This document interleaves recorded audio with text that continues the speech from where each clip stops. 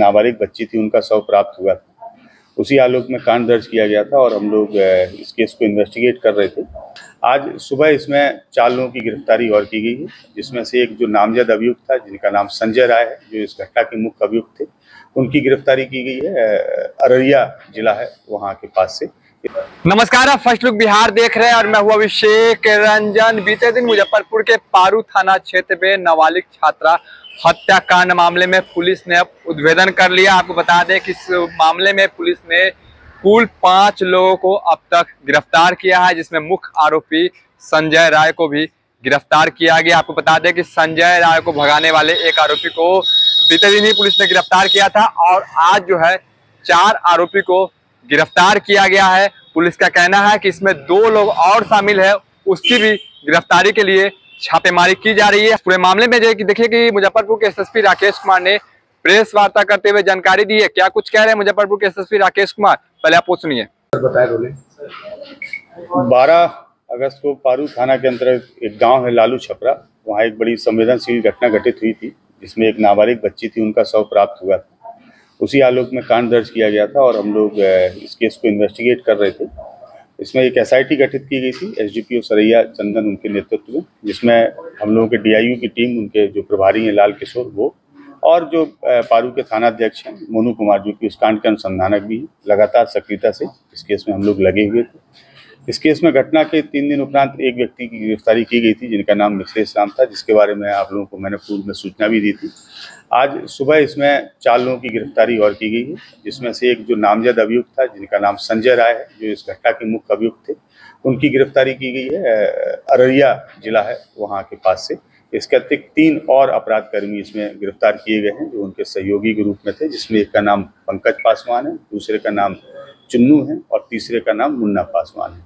इस प्रकार से इस पूरे घटनाक्रम में अभी तक हम लोगों ने कुल 5 लोगों की गिरफ्तारी की है। इसमें पूरी घटना में अभी 2 लोगों की संलिप्तता और प्रकाश में आई है पूछताछ के दौरान, तो हम लोग प्रयास कर रहे हैं और हम लोग की टीम उन दोनों लोगों की गिरफ्तारी के लिए भी प्रयास करते हैं। इस घटना के पीछे जो वजह थी, जिसकी वजह से ये घटना घटित हुई है, वो ये है कि जैसा कि आप सभी को ज्ञात होगा कि पूर्व में भी इस बात को प्रकाशित किया था आप सभी ने, कि जो मृतका हैं और जो इसके मुख्य अभियुक्त हैं संजय राय, दोनों के बीच में लगभग पिछले 3 वर्षों से काफ़ी बातचीत होती थी, जिसके टेलीफोनिकली एविडेंस भी हम लोगों के पास में है और दोनों की जो सीडीआर के डिटेल्स हैं वो इस चीज़ की पुष्टि भी करते हैं। घटना 11 मई की रात की है, 11 अगस्त की रात की है। तो 11 अगस्त को रात्रि में लगभग 10:30 बजे से 11 बजे के बीच में दोनों की टेलीफोन पर बात हुई, जिसकी पुष्टि सीडीआर में भी है। उस फोन पे वार्ता के उपरांत जो मृतका है वो वहाँ पे गई, जो एक नियत जगह रहती थी, वो चौर का इलाका है उसी गांव का, जहाँ पे ये मुख्य अभियुक्त संजय राय, उन्होंने मृतका को बुलाया था। और गांव के जो 5 नवयुवक हैं, जिनको लगभग पिछले 2-3 महीने से इस पूरे घटनाक्रम की जानकारी थी, और इन लोगों का उद्देश्य ये था कि अब इन लोगों को रंगे हाथ पकड़ना है और हम लोगों के समाज विशेष की बच्ची है जिसके साथ में ये व्यक्ति गलत करता है। तो इन 5 ही नवयुवकों ने उस दिन इनको रंगे हाथ पकड़ने की योजना बनाई। तो जब ये बच्ची वहाँ पहुँची है तो उसके तुरंत 2 या 3 मिनट के अंदर ये 5 जो नवयुवक, जिनमें से 3 की गिरफ्तारी की गई है, 2 अभी फरार हैं, ये 5 वहाँ पे पहुँच गए। और दोनों जब वहाँ पे पहुँचे तो मृतका और ये मुख्य अभियुक्त संजय दोनों वहाँ बैठे हुए थे। इन लोगों ने वहाँ पे हॉट टॉक हुआ, जिसमें हल्की सी मारपीट इसके साथ भी हुई, जो मुख्य अभियुक्त संजय के साथ भी हुई और जो मृतका है उसके साथ भी हुई। तो इसमें से इन लोगों के पास एक रॉड थी, वो रॉड से वार किया गया। वो रॉड जो चलाई, वो रॉड पंकज ने चलाई। वो रॉड मृतका के सिर में लगी। खुरपी भी वहाँ पे थी। फिर जब इनको लगा कि वो रॉड से वो बेहोश होकर नीचे गिर गई, तब इनको लगा कि शायद कहीं ऐसा ना हो कि मृत्यु हो जाए, तब फिर खुरपी से भी उसके ऊपर वार किया गया। और इस दौरान फिर इनको लगा कि शायद वो अनकॉन्शियस हो गई हैं, तो ये लोग वहाँ से भाग खड़े हुए। जिसका मुख्य अभियुक्त था संजय वहाँ पे मौजूद था। संजय को लगा कि अब मेरा भी इसमें भेद खुल जाएगा, तो संजय ने वहाँ पे जो ढैंचा होता है, ढैंचे की पत्तियों से जो रस्सी बनती है, उससे उसके हाथ पैर को बांधा, उसका गला दबाया और मृतका को घसीटते हुए, जो घटना स्थल है लगभग वहाँ से 20 से 30 मीटर दूर, चौर में जहाँ हल्का सा पानी था, गहराई का इलाका था और झाड़ियाँ थी, वहाँ घसीटते हुए ले गया। इसने वहाँ उनको दबा दिया ताकि उनकी डेड बॉडी ऊपर ना आने पाए और लोग खोज नहीं पाए। इसके बाद में जो खुरपी वहीं फेंकी हुई थी, उस खुरपी से इसने जो घटनास्थल था, घटनास्थल की मिट्टी को भी खोदा ताकि ऊपर से देखने पे जो खून के दाग हैं, धब्बे हैं, वो प्रथम दृष्टया देखने से प्रतीत नहीं हुई।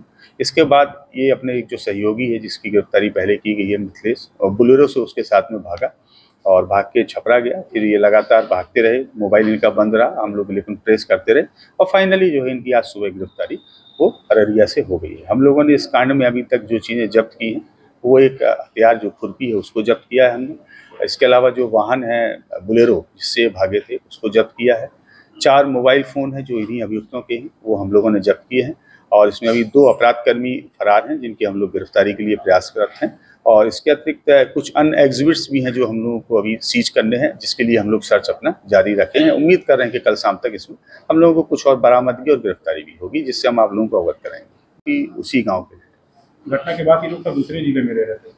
नहीं, सारे आरोपी में से जो 2 आरोपी अभी हम लोग नहीं पकड़ पाए हैं, ये 2 आरोपी तो उसके अगले ही दिन फरार हो गए थे, लेकिन जो बाकी आरोपी हैं वो लगातार रह रहे थे और उनकी चूंकि ये नामजद अभियुक्त है संजय राय और पुलिस इन पर ही फोकस कर रही है, लेकिन संजय राय की गिरफ्तारी के उपरांत जब पूछताछ हुई तो ये सारा मामला प्रकाश में आया और फिर हम लोगों ने इनके जो क्रॉस चेक भी इन लोगों को किया मोबाइल एनालिसिस के बेस पे, तो उस बात की पुष्टि हुई और फिर जब ये तीनों से हम लोगों ने पूछताछ की तो उन लोगों ने अपनी अपराध में संलिप्तता को स्वीकार भी किया है। परिवार का भी कुछ संलिप्तता सर आया है इसमें?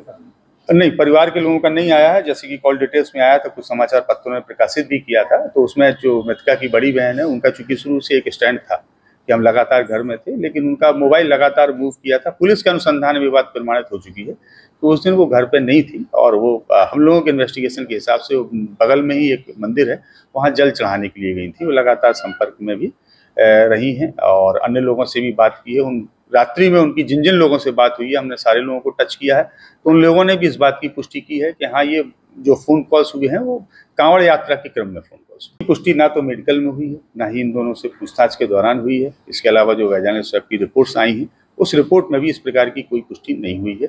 और जो इंजरी थी उसके बारे में हम लोगों ने स्टार्टिंग से ही आप लोगों को स्पष्ट किया है कि शरीर में 3 जगह इंजरी थी और इन लोगों ने भी जो बताया है उसके अनुसार भी वही 3 जगह इंजरी है और पोस्टमार्टम रिपोर्ट्स में भी, इंक्वेस्ट में भी वही 3 जगह इंजरी है। एक हिस्सा सिर है, दूसरा हिस्सा गर्दन है और तीसरा हिस्सा हाथ है। बने रहिए फर्स्ट लुक बिहार के साथ आगे भी खबरों के लिए, तब तक के लिए नमस्कार।